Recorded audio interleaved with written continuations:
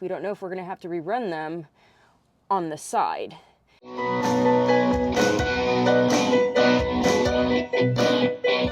Welcome back to Christina's Garage Gearhead in Training. Today we're going to get underneath Matthew's 68 Mustang Fastback to see what parts we're going to need to order and come up with a game plan for fixing the fuel line issue, and with the end goal of getting my brother's car running and running well.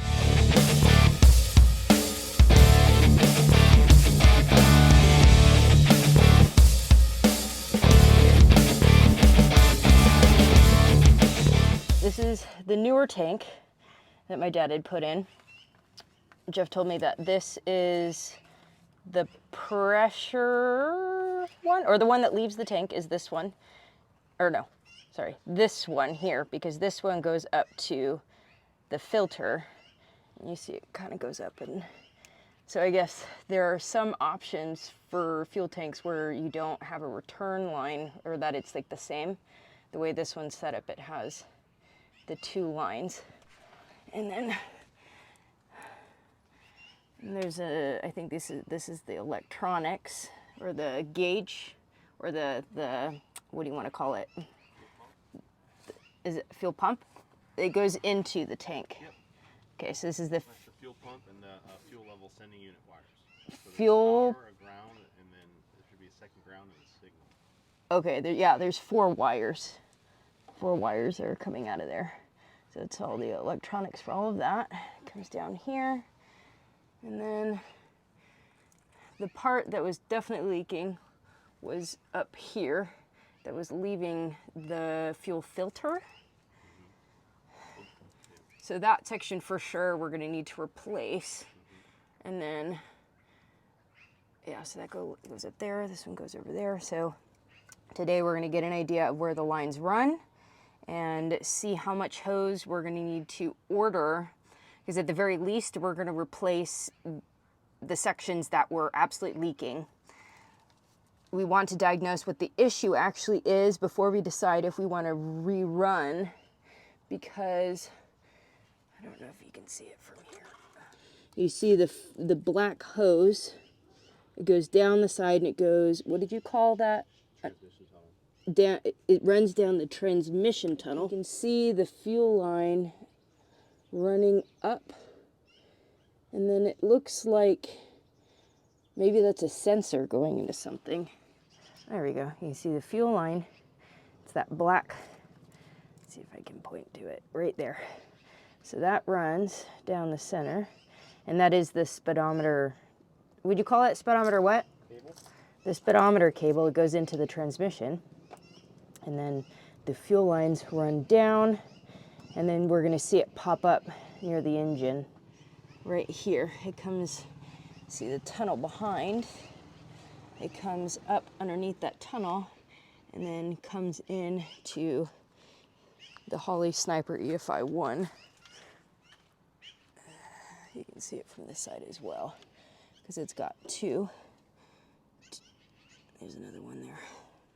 We're taking the general measurement to get an idea of how much hose from about there, because you said it kind of goes down. Should I like move it like this? Because it kind of goes, because you go up a little. It goes from about here to there. From here to here. Back, and then it goes up and around a little bit. So up and around, so. Well, just what's that right here? Mark? No, the black one. This one? Yeah, what's that say? This one's 11 feet. Yeah.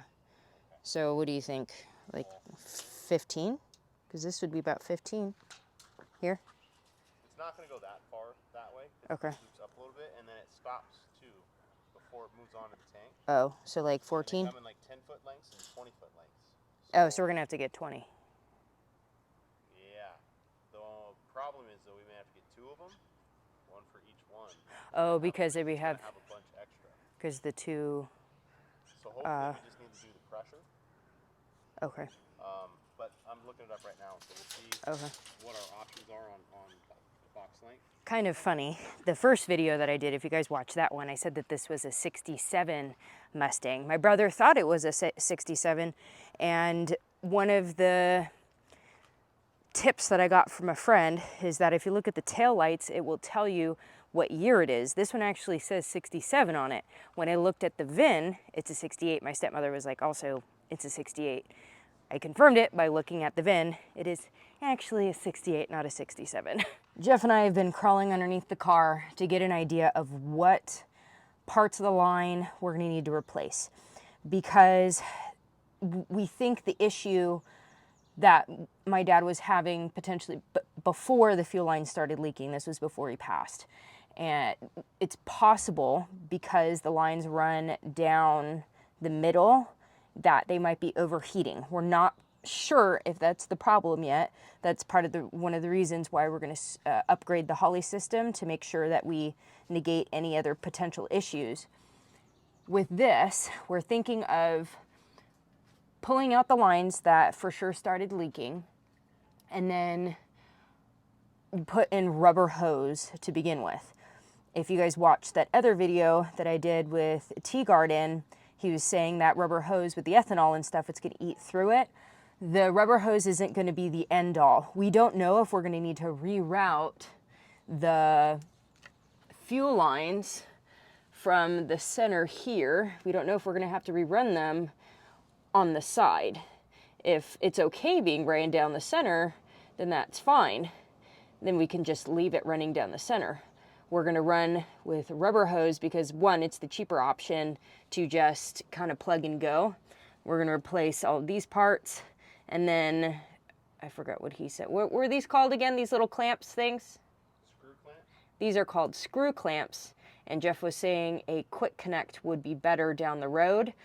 Because we're just going to do diagnostic stuff and make sure that it's not leaking and that it's running, we're going to replace it. We're going to just keep these here. Don't put quick connects in yet. Put the rubber hose. That way we can also tell my brother what's going on, and he can decide what kind of hoses and stuff he wants. If he wants the suggestion that Dave made, if he wants us to do potentially maybe not as inexpensive of an option, it's going to give us several ways to go by just putting the rubber hose first. If we did rerun it down these along the pinch welds, let's see if I can, it would be probably along here if we did decide to reroute it. So it would be further from the drive shaft, because if the heat is the problem as to why it's not running right, we don't want it near where the heat is being produced. We would run it up here, and then in order to avoid getting it close to all of that, we'd probably put a hole somewhere in here. We looked at the Summit website and saw that they have a 10-foot rubber hose. Because of the length, we were looking into the 20-foot. It is a lot more expensive between the two. We're going to start with the 10-foot and replace just those components in the very back, because those are the ones we visually saw leaking. We're going to replace those and see if we can at least get it started and see if it leaks. If it doesn't leak and we don't have to do any more fuel line replacements at that time, we're going to upgrade the Holley Sniper EFI 1 for the Holley Sniper EFI 2. And then we're going to get a temperature gauge to see if the route that the hose is running is the cause of the issues my brother was having. It seemed like it had stalled or stopped or turned off at stop signs. I personally wasn't driving at the time, so we're gonna re-diagnose all of those things and test it to see if that was the actual issue. If you guys are interested in following along this journey, please subscribe to my channel, because we're gonna try to get more of these things done before the end of the month, hopefully, and fingers crossed we'll be able to get it running, and then running well for my brother. Another really cool announcement, I was nominated and I'm on the ballot for Best of Carmichael, Best Entertainer, Entertainment 2024. If you guys like my content, want to support me, help me win, voting ends October 17th. You can go to my link tree, which is on my main page, and the link to vote is there. You only have to vote once. It's not one of those you vote once a week, once a day kind of thing. It's a one and done. You guys are awesome. I appreciate you so much, and I will see you next week.